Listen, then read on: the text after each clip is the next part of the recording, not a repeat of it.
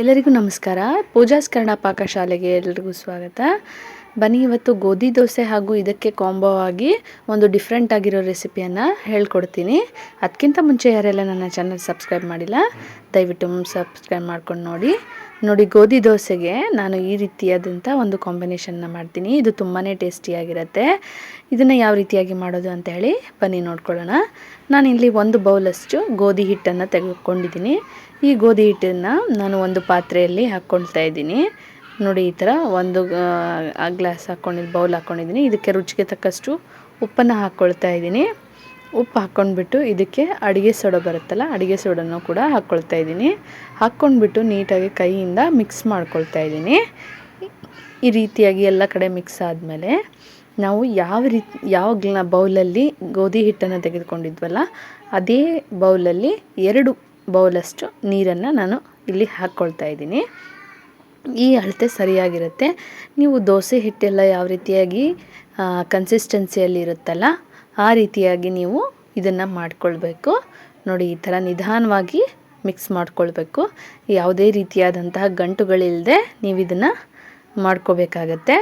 ಈ ಥರ ತಿರುಗಿಸ್ತಾ ಹೋದಾಗೆ ಒಂದೊಂದೇ ಗಂಟುಗಳೆಲ್ಲ ಬಿಡಿಸಿ ತುಂಬಾ ಪರ್ಫೆಕ್ಟಾಗಿ ಅಂತ ಹಿಟ್ಟು ರೆಡಿಯಾಗುತ್ತೆ. ನೋಡಿ, ಈ ರೀತಿಯಾಗಿ ಕನ್ಸಿಸ್ಟೆನ್ಸಿಯಲ್ಲಿ ಇದು ಬರೋ ಹಾಗೆ ಮಾಡಬೇಕು. ಈಗ ಹಿಟ್ಟು ಕಲಸಿರೋ ಹಿಟ್ಟು ಒಂದು 10ರಿಂದ 15 ನಿಮಿಷ ನೆನೆಯೋವರೆಗೂ ಬನ್ನಿ. ಇದಕ್ಕೆ ಕಾಂಬೋ ಆಗಿ ನಾನು ಡಿಫ್ರೆಂಟಾಗಿ ಒಂದು ರೆಸಿಪಿ ಹೇಳ್ಕೊಡ್ತೀನಿ. ನೋಡಿ, ನಾನೀಗ 2 ಬೌಲಷ್ಟು ನೀರು ಹಾಕ್ಬಿಟ್ಟು ಕಾಲರ್ಧದಷ್ಟು ಬೆಲ್ಲವನ್ನು ಹಾಕ್ಕೊಳ್ತಾ ಇದ್ದೀನಿ. ಇದು ಕುದಿಯೋವರೆಗೂ ಇದನ್ನು ನೀರು ಹಾಕಿಟ್ಟು ಕುದಿಯೋಕ್ಕೆ ಬಿಡೋಣ.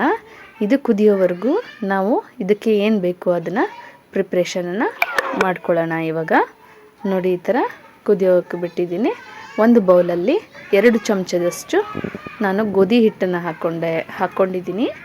ಗೋಧಿ ಹಿಟ್ಟನ್ನು ಇದು ದೋಸೆಗೆ ಬಳಸಿದ್ವಲ್ಲ, ಅದನ್ನೇ ಹಾಕ್ಕೊಳ್ಬೇಕು. ಈ ರೀತಿಯಾಗಿ ಹಾಕ್ಬಿಟ್ಟು ಸ್ವಲ್ಪನೇ ನೀರು ಹಾಕ್ತಾ ತಿಕ್ ಪೇಸ್ಟ್ ಆಗಿ ಥರ ಮಾಡ್ಕೊಳ್ಬೇಕು. ನೋಡಿ, ಈ ಥರ ಗಂಟುಗಳಿಲ್ಲದೆ ಈ ಥರ ನೀಟಾಗಿ ಕಲಿಸ್ಕೊಂಡು ಈ ರೀತಿಯಾಗಿ ನೀವು ಮಿಕ್ಸ್ಚರ್ ರೆಡಿ ಮಾಡ್ಕೋಬೇಕು. ಸ್ವಲ್ಪನೇ ನೀರು ಹಾಕ್ಕೊಂಡು ಈ ರೀತಿಯಾಗಿ ಕನ್ಸಿಸ್ಟೆನ್ಸಿ ಬಂದಮೇಲೆ ನೋಡಿ, ಈ ಥರ ಮಿಕ್ಸ್ ಮಾಡ್ಕೋಬೇಕು. ಗಂಟೆಲ್ಲ ಎಲ್ಲೂ ಕೂಡ ಒಂದು ಗಂಟು ಕೂಡ ಉಳಿಬಾರ್ದು. ಆ ರೀತಿಯಾಗಿ ನೀವು ಮಿಕ್ಸ್ ಮಾಡ್ಕೊಳ್ಬೇಕು. ಈ ರೀತಿಯಾಗಿ ನಂದು ಕನ್ಸಿಸ್ಟೆನ್ಸಿ ಆಗಿದೆ. ನೀವು ಕೂಡ ಇದೇ ರೀತಿಯಾಗಿ ಮಾಡ್ಕೊಳ್ಳಿ. ನೋಡಿದ್ರಲ್ಲ, ಈ ಥರ ಬರಬೇಕು. ಈ ಥರ ಬಂದಾದಮೇಲೆ ಇದನ್ನು ಸೈಡಿಗೆ ಎತ್ತಿಟ್ಕೊಳ್ಳೋಣ. ಇವಾಗ ಒಂದು ಅರ್ಧ ಹೋಳಷ್ಟು ನಾನು ಕೊಬ್ಬರಿಯನ್ನು ತಗೊಳ್ತಾ ಇದ್ದೀನಿ. ಹಸಿ ಕೊಬ್ಬರಿಯನ್ನು ತಗೋಬೇಕು. ಇದನ್ನು ನೀಟಾಗಿ ಕಟ್ ಮಾಡಿಕೊಂಡು ಒಂದು ಮಿಕ್ಸಿ ಜಾರಲ್ಲಿ ಹಾಕಿಬಿಟ್ಟು 2 ಏಲಕ್ಕಿ, ಆಮೇಲೆ ಸೋಂಪು ಕಾಳು ಸ್ವಲ್ಪ ಮತ್ತು ಒಣಶುಂಠಿಯನ್ನು ಹಾಕ್ಕೊಳ್ತಾ ಇದ್ದೀನಿ ಮಿಕ್ಸಿ ಜಾರ್ಗೆ. ಇದನ್ನು ಹಾಕ್ಕೊಂಡ್ಬಿಟ್ಟು ನೀಟಾಗಿ ಗ್ರೈಂಡ್ ಮಾಡ್ಕೊಂಬರೋಣ. ನೋಡಿ, ಇಲ್ಲಾಗಲೇ ನಂದು ಬೆಲ್ಲದ ಕುದಿಸೋಕಿಟ್ಟಿದ್ದ ನೀರು ಬೆಂದಿದೆ. ಇವಾಗ ನಾವು ಗೋಧಿ ಮಿಕ್ಸ್ಚರ್ ಏನು ಮಾಡಿದ್ವಲ್ಲ, ಅದನ್ನು ಇದಕ್ಕೆ ಹಾಕ್ಕೊಳ್ತಾ ಇದ್ದೀನಿ. ಬೌಲಲ್ಲಿ ಏನು ರೆಡಿ ಮಾಡಿದ್ನಲ್ಲ, ಅದನ್ನು ಹಾಕ್ಕೊಂಡು ಕಲಿಸ್ಕೊಳ್ತಾನೆ ಹಾಕ್ಕೋಬೇಕು. ಇಲ್ಲಾಂದರೆ ಗಂಟುಗಳಾಗೋ ಚಾನ್ಸಸ್ ಇರುತ್ತೆ. ಆ ರೀತಿಯಾಗಿ ಅಲ್ಲಾಡಿಸ್ತಾ ನೀವು ಮಿಕ್ಸ್ ಮಾಡ್ಕೋಬೇಕು. ನೋಡಿ, ಈ ಥರ ಮಿಕ್ಸ್ ಮಾಡ್ಕೊಂಡಾದ್ಮೇಲೆ ಒಂದು 2ರಿಂದ 3 ನಿಮಿಷ ಇದನ್ನು ಕುದಿಯೋಕ್ಕೆ ಬಿಟ್ಬಿಡಬೇಕು. ನೋಡಿ, ಈ ಥರ ನೀವು ಕೂಡ ಈ ರೆಸಿಪಿಯನ್ನು ಒಂದ್ಸಲಿ ಮಾಡಿಕೊಂಡು ಯಾವ ರೀತಿಯಾಗಿ ಬರುತ್ತೆ ಅಂತ ಹೇಳಿ ನನಗೆ ತಿಳಿಸ್ಬೇಕು. ನೋಡಿ, ಈ ಥರ ಮಿಕ್ಸ್ ಮಾಡ್ಕೊಂಡಿದ್ದೀನಿ. ಇವಾಗ ಕುದೀತಾ ಇದೆ. ಈ ಕುದೀತಾ ಇರೋ ಮಿಕ್ಸರ್ಗೆ ನಾವು ಕೊಬ್ಬರಿಯನ್ನೇನು ಮಿಕ್ಸಿ ಮಾಡಿದ್ವಲ್ಲ, ಗ್ರೈಂಡ್ ಮಾಡಿದ್ವಲ್ಲ, ಅದನ್ನು ನಾವು ಈ ಟೈಮಲ್ಲಿ ಹಾಕ್ಕೊಳ್ಬೇಕು. ನೋಡಿ, ಈ ಥರ ಕುದೀತಾ ಇರಬೇಕಾದ್ರೆ ಇದನ್ನು ತುಂಬಾ ಪೇಸ್ಟಾಗಿ ನಾನು ರುಬ್ಕೊಂಡಿದ್ದೀನಿ. ಇದನ್ನು ಇವಾಗ ಇದಕ್ಕೆ ಹಾಕ್ಕೊಳ್ತಾ ಇದ್ದೀನಿ. ನೋಡಿ, ಈ ಥರ ಹಾಕ್ಕೊಂಡ್ಬಿಟ್ಟು ಮಿಕ್ಸ್ ಮಾಡ್ಕೊಳ್ಬೇಕು. ಮಿಕ್ಸ್ ಮಾಡಿಕೊಂಡು ಒಂದು ಸ್ವಲ್ಪ ಹೊತ್ತು ಕುದಿಸ್ಬೇಕು. ಒಂದು 5 ನಿಮಿಷ 10 ನಿಮಿಷ ಕುದಿ ಬರಬೇಕು. ಇದು ಆವಾಗ ಆಫ್ ಮಾಡಬೇಕು. ನೋಡಿದ್ರಲ್ಲ, ಈ ರೀತಿಯಾಗಿ ಮಿಕ್ಸ್ ಮಾಡಿಕೊಂಡು ಬೇಯಿಸ್ಕೊಳ್ಬೇಕು. ಇದು ತುಂಬಾ ರುಚಿಕರವಾಗಿ ಹಾಗೂ ಟೇಸ್ಟಿಯಾಗಿ ಇರುತ್ತೆ.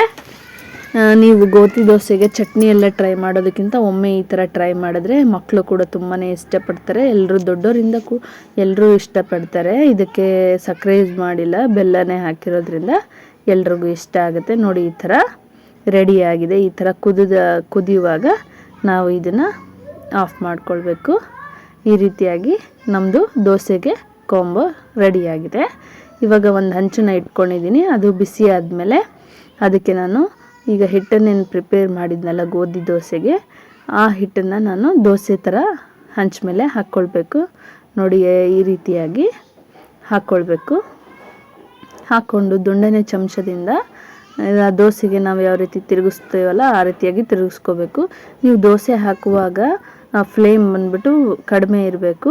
ಆಮೇಲೆ ದೋಸೆ ಹಾಕಿದ್ಮೇಲೆ ಜಾಸ್ತಿ ಮಾಡಬೇಕು. ಹಾಗಾದರೆ ತುಂಬಾ ಚೆನ್ನಾಗಿ ಪರ್ಫೆಕ್ಟ್ ಆದಂಥ ತೆಳುವಾದ ಕ್ರಿಸ್ಪಿ ದೋಸೆ ಬರುತ್ತೆ. ನೀವು ಹೈ ಫ್ಲೇಮಲ್ಲಿ ಇಟ್ಕೊಂಡು ಎಲ್ಲ ದೋಸೆ ಮಾಡೋದ್ರಿಂದ ಅದು ಏನಾಗ್ಬಿಡುತ್ತೆ, ಕಚ್ಕೊಂಡ್ಬಿಟ್ಟು ಅಲ್ಲಲ್ಲೇ ದಪ್ಪ ದಪ್ಪ ಆಗಿಬಿಡುತ್ತೆ. ಆದ್ದರಿಂದ ಪರ್ಫೆಕ್ಟ್ ಆದಂಥ ದೋಸೆ ಬರೋದಿಲ್ಲ. ನೋಡಿದ್ರಲ್ಲ ಯಾವ ರೀತಿಯಾಗಿ ಪರ್ಫೆಕ್ಟಾಗಿ ಗೋಧಿ ದೋಸೆ ಅನ್ನೋದು ಎಷ್ಟು ಕಲರ್ಫುಲ್ಲಾಗಿ ಬಂದಿದೆ ಅಂತ ಹೇಳಿ. ಇದನ್ನು ಈ ರೀತಿಯಾಗಿ ನಾನು ಮಾಡ್ಕೊಳ್ತೀನಿ. ನಿಮಗೂ ಕೂಡ ಈ ರೆಸಿಪಿ ಇಷ್ಟ ಆಗಿದೆ ಅಂತ ಹೇಳಿ ನಾನು ಭಾವಿಸ್ಕೊಳ್ತಾ ಇದ್ದೀನಿ. ನೋಡಿ ತುಂಬಾ ರುಚಿಕರವಾಗಿರುತ್ತೆ. ಇದನ್ನು ನೀವು ಒಂದ್ಸತಿ ಮನೆಯಲ್ಲಿ ಟ್ರೈ ಮಾಡಿ ನನಗೆ ಯಾವ ರೀತಿಯಾಗಿ ಬಂತು ಅಂತ ಹೇಳಿ ಕಮೆಂಟ್ ಮೂಲಕ ತಿಳಿಸೋದನ್ನು ಮಾತ್ರ ಮರಿಬೇಡಿ. ಯಾರೆಲ್ಲ ಚಾನಲ್ ಸಬ್ಸ್ಕ್ರೈಬ್ ಮಾಡಿಲ್ಲ ದಯವಿಟ್ಟು ಸಬ್ಸ್ಕ್ರೈಬ್ ಮಾಡಿಕೊಂಡು ನೋಡಿ. Thank you.